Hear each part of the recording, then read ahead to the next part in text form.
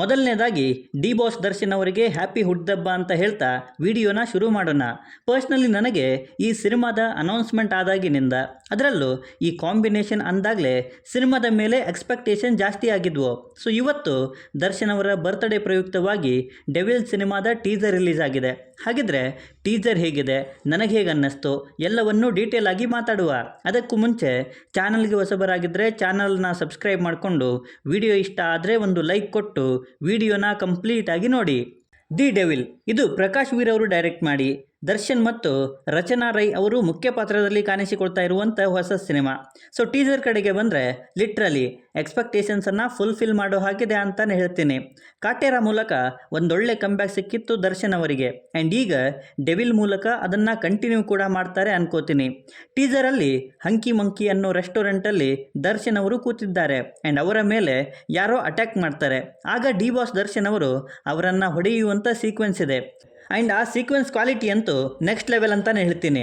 ದರ್ಶನ್ ಅವರ ಸಿನಿಮಾ ಅಂತ ಬಂದಾಗ ಅಲ್ಲಿ ಕಮರ್ಷಿಯಲ್ ಎಲಿಮೆಂಟ್ಸ್ ಇರಲೇಬೇಕು, ಬಟ್ ಇಲ್ಲಿ ಅದರ ಜೊತೆಗೆ ಆ ಕ್ಯಾರೆಕ್ಟರ್ ಪ್ರೆಸೆಂಟೇಷನ್ ಮಾತ್ರ ಸೈಕ್ ಅನ್ನಿಸ್ತು ನನಗೆ.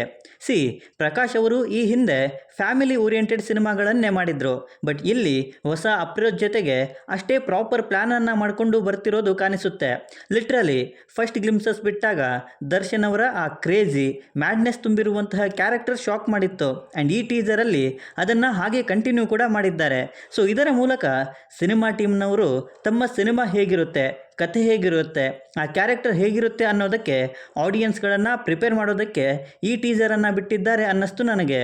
ಇನ್ನು ಲುಕ್ ವೈಸ್ ದರ್ಶನ್ ಅವರು ಮಾಸ್ ಆಗಿ ಕಾಣಿಸ್ತಾರೆ, ಇವನ್ ಸಖತ್ ಸ್ಟೈಲಿಶ್ ಆಗಿ ಕೂಡ. ಈ ಹಿಂದೆ ಅವರನ್ನು ಬೇರೆ ಬೇರೆ ಶೇಡ್ಗಳಲ್ಲಿ ನೋಡಿದ್ವಿ, ಬಟ್ ಇಲ್ಲಿ ಸೈಕ್ ಆಗಿರುವಂತಹ ಕ್ಯಾರೆಕ್ಟರಲ್ಲಿ ದರ್ಶನ್ ಅವರು ಸಖತ್ ಇಂಪ್ರೆಸಿವ್ ಅನಿಸಿದ್ರು ನನಗೆ. ಅದರಲ್ಲೂ ಕೊನೆಯಲ್ಲಿ ಬರೋ ಚಾಲೆಂಜ್ಗೆ ಅನ್ನೋ ಡೈಲಾಗ್ವರೆಗೂ ಅವರ ಸ್ಕ್ರೀನ್ ಪ್ರೆಸೆನ್ಸಿಂದ ಬೇರೆನೇ ಫೀಲ್ ಕೊಡ್ತಾರೆ. ಇನ್ನು ಬ್ಯಾಕ್ಗ್ರೌಂಡ್ ಸ್ಕೋರ್ ಆ್ಯಂಡ್ ಅದಕ್ಕೆ ಅಜನೀಶ್ ಅನ್ನಂಗೆ ಒಂದು ದೊಡ್ಡ ಅಪ್ರಿಷಿಯೇಷನ್ ಬರಲೇಬೇಕು ಗುರು.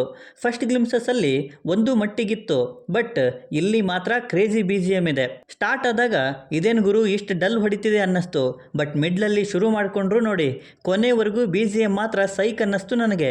ಅದರಲ್ಲೂ ಆ ಮಿಕ್ಸಿಂಗ್ ಡೆವಿಲ್ ಕ್ಯಾರೆಕ್ಟರ್ಗೂ ದರ್ಶನ್ ಅವರ ಸ್ಕ್ರೀನ್ ಪ್ರೆಸೆನ್ಸ್ಗೂ ಎಲ್ಲ ಕೂಡ ನಮ್ಮನ್ನು ಮ್ಯಾಡ್ ಮಾಡೋದಂತೂ ಪಕ್ಕ. ಟೀಸರಲ್ಲಿ ಸ್ಟೋರಿ ಬಗ್ಗೆ ಯಾವುದೇ ಕ್ಲಾರಿಟಿ ಇಲ್ಲ, ಬಟ್ ಸೈಕ್ ಆಗಿರುವಂಥ ಸ್ಟೋರಿ ಜೊತೆಗೇ ಬರ್ತಿದ್ದಾರೆ ಅನ್ನೋದಂತೂ ಗೊತ್ತಾಗುತ್ತೆ. ಸೊ ಕ್ವಾಲಿಟಿ ವೈಸ್ ಜಯಮ್ಮ ಅವರ ಪ್ರೊಡಕ್ಷನ್ ಅವರ ಕಡೆಯಿಂದ ಯಾವುದೇ ಕಾಂಪ್ರಮೈಸ್ ಇಲ್ಲ ಅನ್ನೋದು ಗೊತ್ತಾಗುತ್ತೆ. ಆ್ಯಂಡ್ ಸಿನಿಮಾ ಕೂಡ ಯಾವುದೇ ಕಾಂಪ್ರಮೈಸ್ ಇಲ್ಲದೆ ದೊಡ್ಡದಾಗಿ ಬರಲಿ ಆ್ಯಂಡ್ ಆದಷ್ಟು ಬೇಗ ರಿಲೀಸ್ ಕೂಡ ಆಗಲಿ ಅನ್ನೋದೊಂದೇ ನನ್ನ ಕೋರಿಕೆ.